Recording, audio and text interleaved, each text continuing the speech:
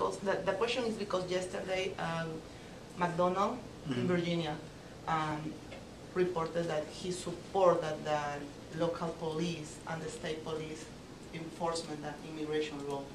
We don't. The governor and I don't. We, for a number of reasons. Well, number one, we don't even have the resources to do that.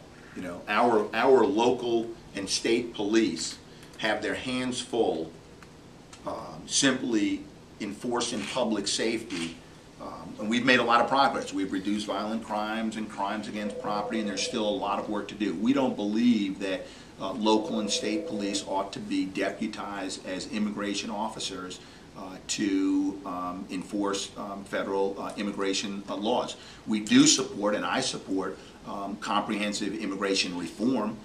I do believe that every country ought to have secure borders. Ought to have secure borders because there's a lot of things that happen across borders, and this is true not only in our country but in every country. There are security issues. There's you know, the trafficking of illegal goods and services across borders.